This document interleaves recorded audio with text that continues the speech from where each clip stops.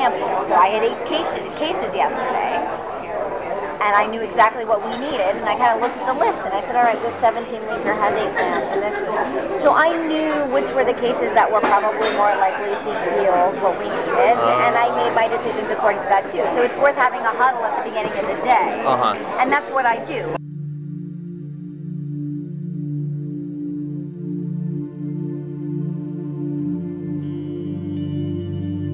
I never did, but I think I've witnessed some of the other technicians work with the doctors. I remember I was on my day off and I went on my laptop and popped up and they were working, and I saw a message saying that the doctor had aborted a fully intact fetus. Fully intact, and Sem Express was sending it straight to the lab. I literally have had women come in and they'll go in the OR and they're back out in 3 minutes, and I'm going, what's going on? Oh yeah, the fetus was already in the vaginal canal whenever we put her on syrups, it just fell out. Yeah, and so if we alter our process and we are able to obtain intact fetal cadavers, then we can make it part of the budget that any dissections are this, and splitting the specimens into different shipments is this. I mean, it's all just a matter of line items.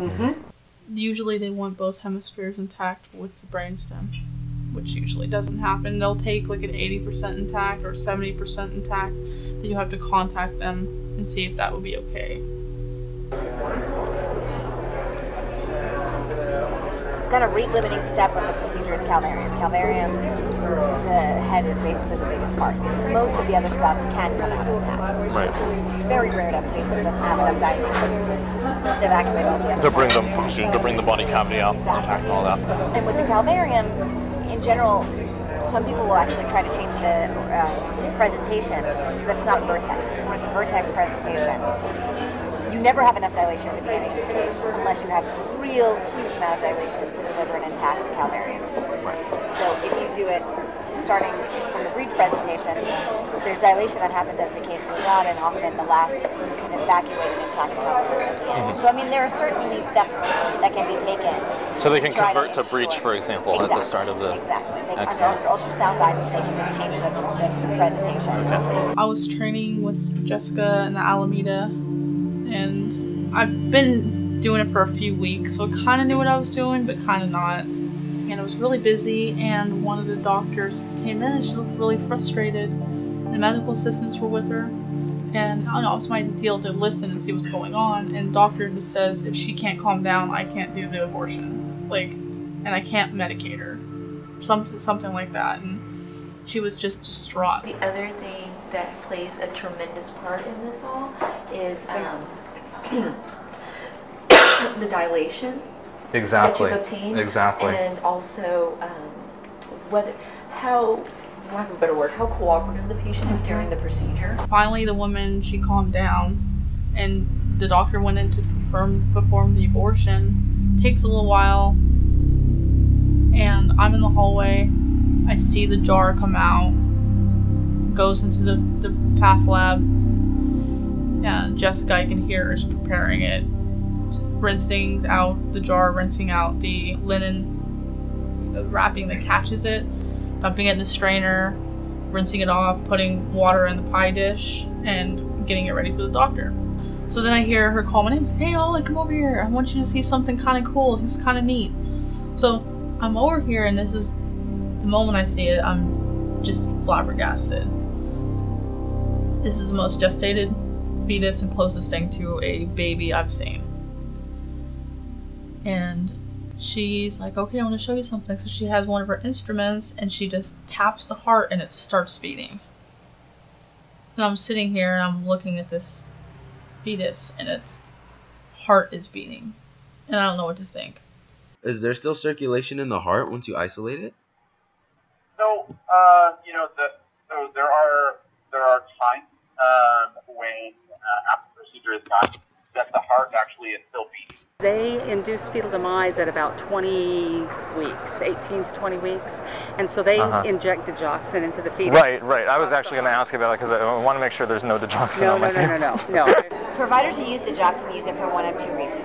There is a group of people who just use it so that they have no risk of violating the federal abortion ban. If you induce a demise before you do the procedure, nobody's going to say you did a live, whatever the federal government calls it, partial birth abortion. Whenever you're talking about fully intact fetuses in the context of fetal tissue procurement, those are situations where no feticide, like digoxin or potassium chloride, no chemical like that can be used to kill the fetus beforehand, because that poisons the organs and the tissues. Yeah. And so in that case, it's prima facie evidence of born alive infant cases. And it's like, you know why that's happening? And I knew why it was happening. It's because the electrical current was, the nodes were still firing.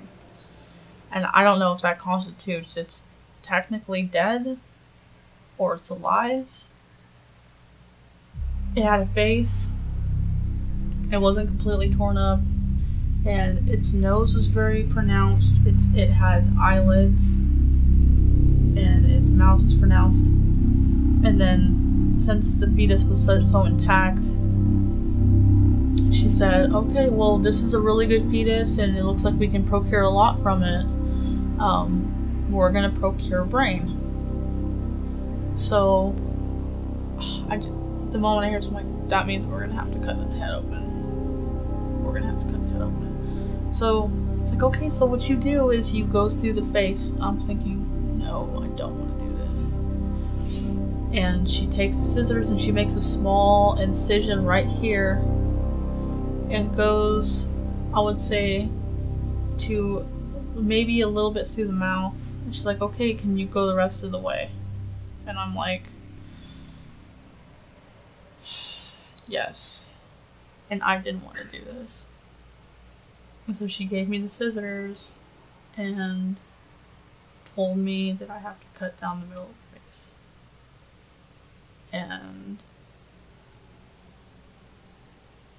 I can't even describe what that feels like. And I remember picking it up and finishing going through the rest of the face.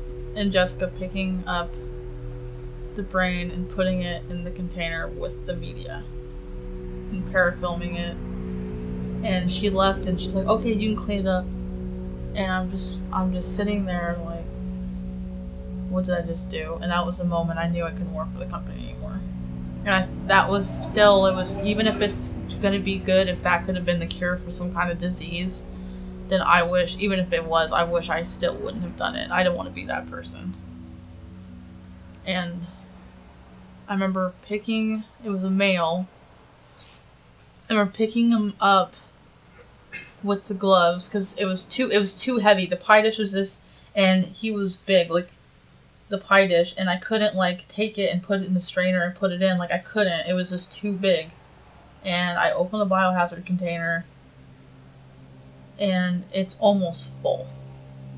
It's almost full. I'm holding him in my hands and oh my god, this is just, what am I doing? And I take him, and I put him in, and I remember he got stuck on the lid. And it turned around, and his buttocks was in the air, and his 2 feet were dangling out, and I remember having to pick each one of his feet up and put him in the container and close the lid. And that was the hardest experience I've had there. I remember holding that fetus in my hands when everybody else was busy and started crying and opened the lid and put it back in. It's just really hard knowing that you're the only person who's ever going to hold that baby. It's weird because I always think of all these scenarios that could happen. I held it, I'm like, man, this could have grown up to be... And I always think about things like that. If this could be a lawyer, this could be a firefighter, this could be the next president. I wonder what... Because you can tell the sex sometimes. I wonder if this, what it would like. I can imagine, I wonder at age 3 if, she would like to color. Or things like that, I wonder what it would look like, her mom or her dad, or things like that. I feel like it's a waste of life. Like, and it's sad that so many people view it as a mistake.